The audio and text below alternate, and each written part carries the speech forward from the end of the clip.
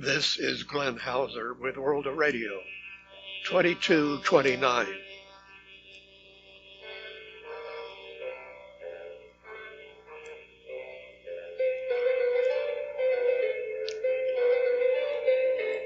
World of Radio is a listener-supported public service program about communications around the world. On this edition, recorded February 8th, Algeria, Antarctica, Australia, Brazil, Canada, China, Cuba, Egypt, Europe, France, Germany, India, International Vacuum, Japan, Korea North and South, Kurdistan, Laos, Myanmar, New Zealand, North America, Romania, UAE, UK, USA, Vanuatu, Vietnam, and the Propagation Outlook. Standard disclaimer. From communication of the British DX Club, originating with dxguides.info, with monitoring by Tony Rogers and Rick Hartz-Millers. Here are the times for English broadcasts from Algeria. On medium wave 531 and 891 kilohertz, widely heard across North Africa and Europe, if not on shortwave, monitored as of 25 January. Times may vary by a few minutes. It's mostly in Arabic alternating with French, but there are a few Spanish broadcasts and English as follows. English at 1330 to 1400, 1900 to 1930, and 2300 to 2315 UT. Antarctica, LRA 36, as mentioned last week, carried out a test broadcast Friday, February 2nd at 23 UT on 15476, reduced carrier upper sideband.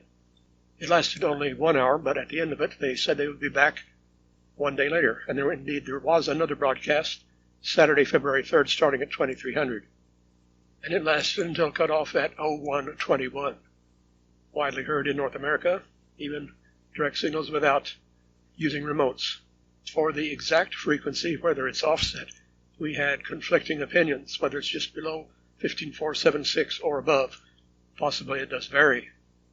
They made it clear during the broadcast that the purpose of all of this was to stake out Argentine sovereignty over at least part of Antarctica. The new 10-kilowatt transmitter had still not arrived, but it would be solid state. They said they would build a different antenna to replace the rhombic. Perhaps there will be more tests following a similar schedule. In Australian DX News, Craig Seeger in NSW reports a couple of Aussie shortwave stations on 2368.4 kilohertz, Radio Simbon from Sydney. Quite good at 1022 UT on the 1st of February. He says very consistent in recent months. That's the Greek ethnic station. And on 4970, Radio 567 in Wee-Waa, very steady indeed, also February 1st at 0947, playing Age of Aquarius and Mr. Tambourine Man. Ben Dawson reports that his Brazilian colleague was working in late January at Rádio Clube de Ribeirão Preto in order to put 15415 kilohertz back on the air. It's a Philips 1 kilowatt box dating from 1965.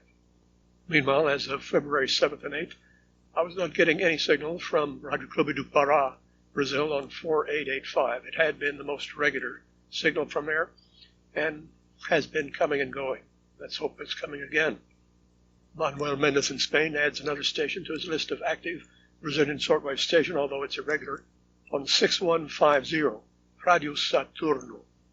However, Mano Ritola replies, but it is unlicensed, is it not? Manuel says, I don't know, but it's also on FM 92.3 from Belo Horizonte. Mano says, I don't think they have a license, at least they're not listed in the Anatel database. February 6th at 1646, I found CHR Trenton Military Canada off frequency 15031 USB instead of 34. That implies a human being mispunched a frequency keypad, yet they were oblivious to the total futility and uselessness of these radiations. No report received over and over. And the times announced continued to be in Eastern but called Zulu. Charles Lacroix in Canada says, I suspect they are going through growing pains. MACS and other Canadian Armed Forces strategic HF stations are scheduled for technology upgrades. On a few occasions, the Volnet audio feed has been transmitted on 11232 for a short duration. Growing pains with the switch matrix.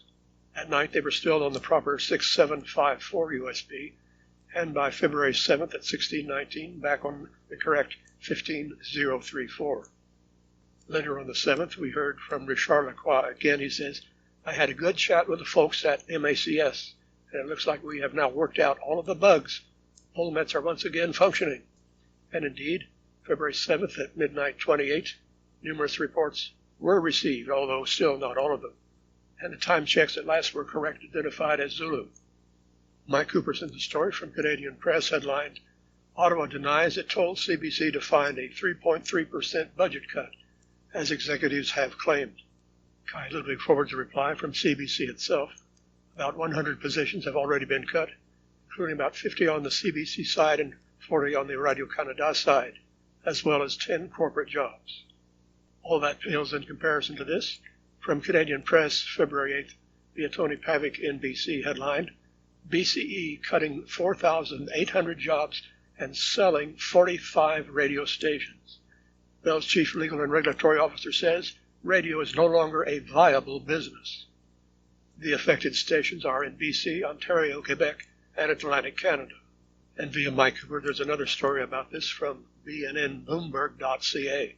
That includes a list of all 45 stations and their new owners.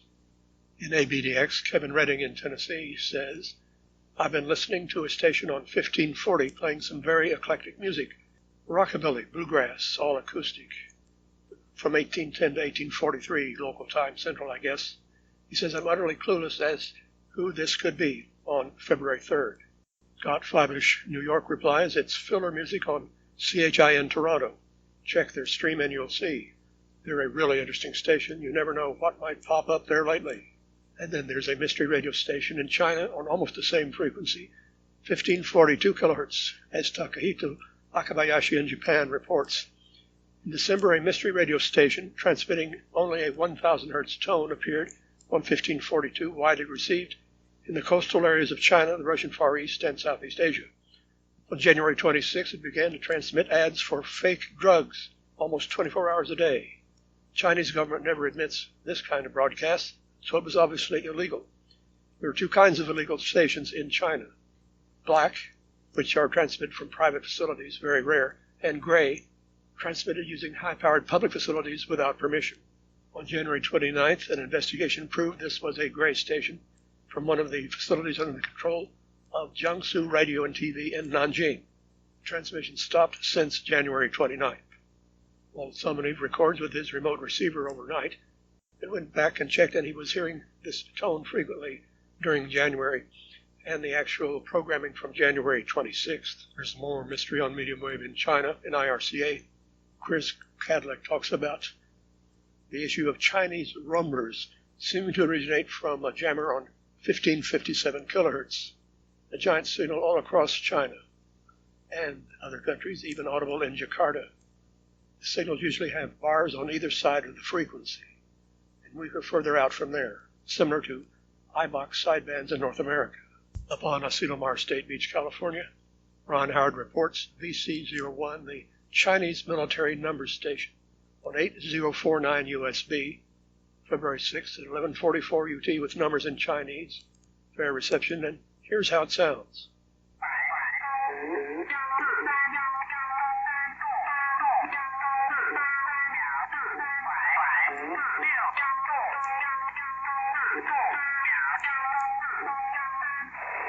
As reported last week, Cuban spy number stations have reappeared on some of their old frequencies, including now 9330. I heard this February 8th at 0727. There were digiblaps alternating with the YL in Spanish with 5-digit spy numbers, clearly underneath WBCQ WLCR, adding up to 45 over S9.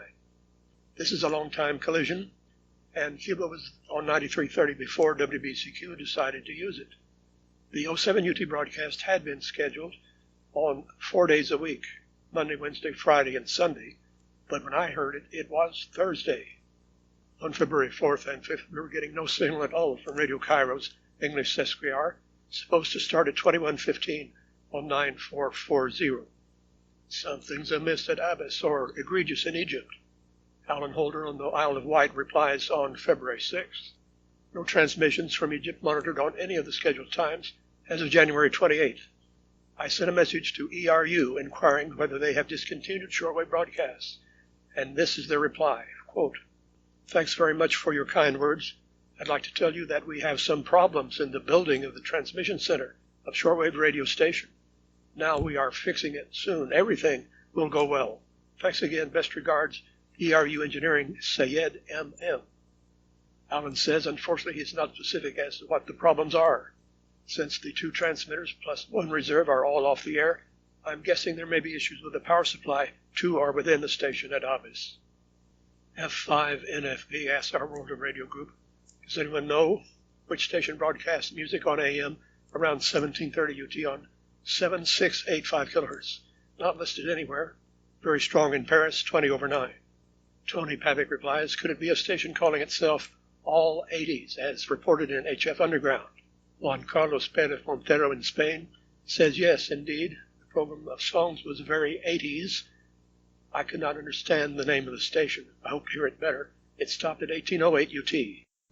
For several nights I'd been hearing unscheduled DRM above and below 7300, such as February 2nd at 0730 until 0800. Finally, on that date, I was still running a remote receiver decoding DRM and got the ID as I suspected, TDF in France. But why are they testing this? By February 7th, it was no longer being heard, but a same type of test at 0745 above and below 6195, which had been on the schedule for 1 hour later at DRMRX. Via Manuel Mendez, advance notice from Atlantic 2000 International of another broadcast scheduled for Saturday, 10 February, 09 to 10 UT on 6070 and 9670 via channel 292 in Germany. So streaming at the same time at radioatlantic2000.free.fr. On February 4th from 0545 till off at 0600, Wolfgang Visual had an UNID music station on 11804.785. That off frequency suggesting a site like Tashkent, Uzbekistan. However, Joost Jacob reports that's a new frequency, among others, from Akashvani, India. This is the Pashto service at 0432 0600, replacing 11560. Transmitter site, New Delhi. Joost Jacob says the same frequency change applies to 3 other sesquihour broadcasts at 03 Baluchi, at 09 Nepali, and at 1045 Tibetan. ERRL News, February 2nd, via Mike Terry, about the first ham radio station on the moon, now transmitting, JS1YMG.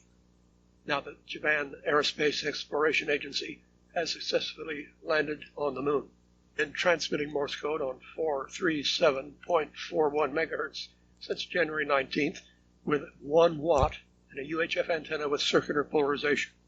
Somewhat less exotic, February 5th at 2318, I ran across a ham on 28430 USB with the exotic call sign 7L4LKK.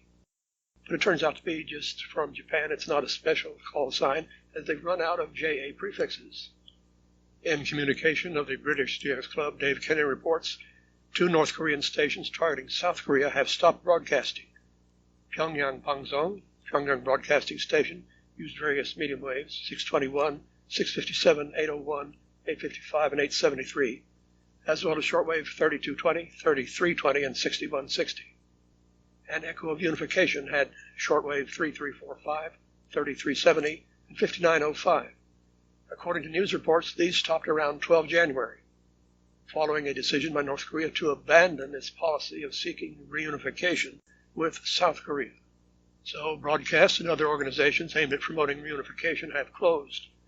Kim Jong-un has said unification with the South is no longer possible, and the Constitution should be changed to designate it as the principal enemy at last.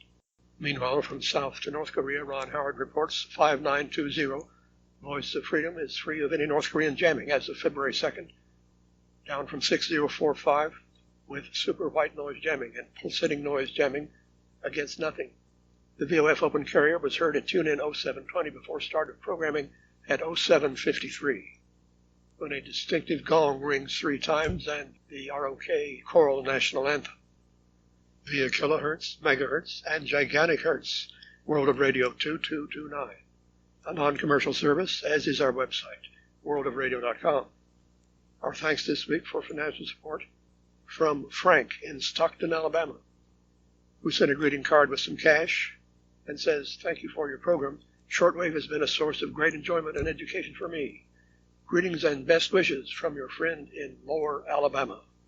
One may also send via check or money order on a U.S. bank to Glenn Hauser, P.O. Box 1684, ENIDOK 73702, or by PayPal, not necessarily in U.S. funds, to WORADIO@yahoo.com.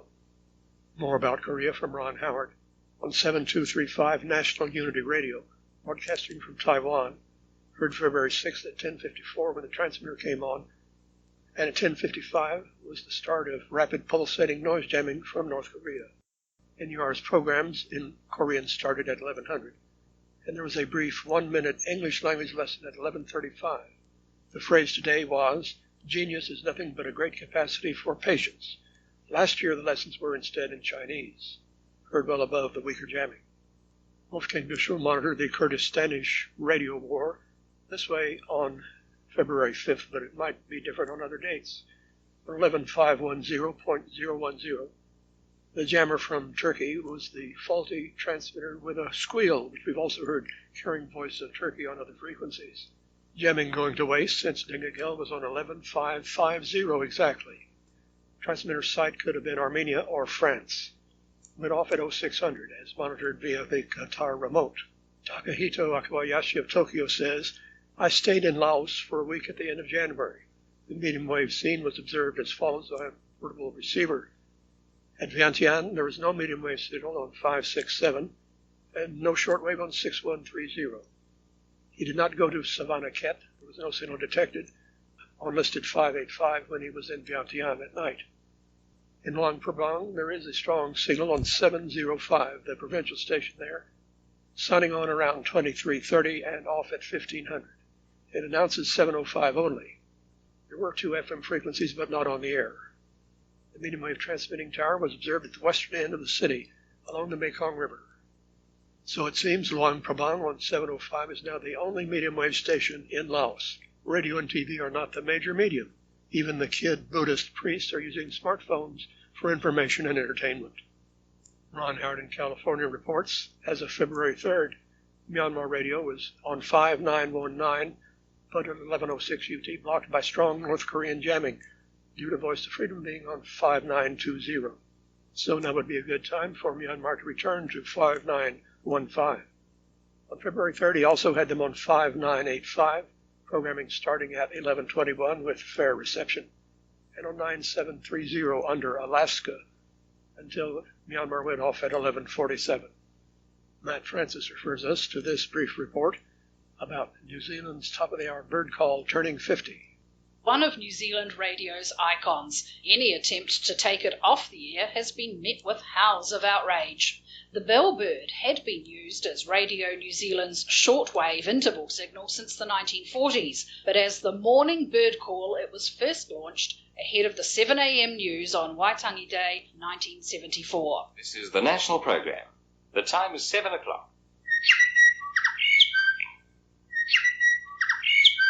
Since then, Bellbird's been joined by over 100 other feathered friends who now grace the airwaves every day. The bird call has been used to prank the nation. Here's the imagined call of the majestic moa, which introduced the 7 a.m. news one April Fool's Day. Meanwhile, the haunting recording of another extinct bird is not a prank, but a listener favourite. This is the 1949 recreation by Henare Hamana of the call of the huia. The male bird calls with the following notes.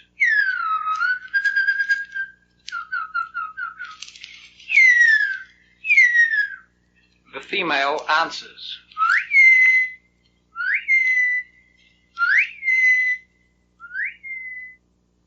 That was from radioinfo.com.au. Antichrist Pirates somewhere in North America, station YHWH, is normally on 7475 in the evenings.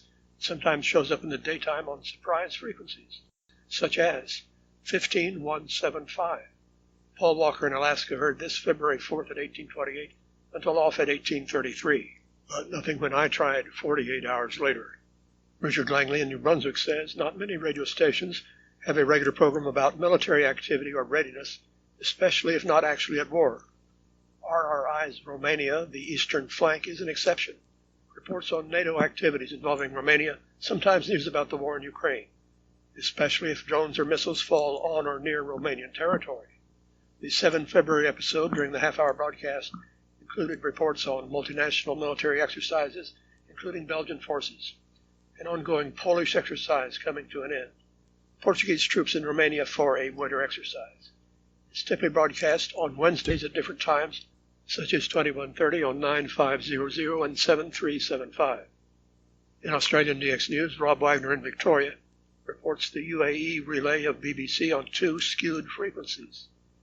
December 23rd at 05 to 06 in Kinyarwanda, that's on Saturdays only, 21660.12, and parallel to 17814.88.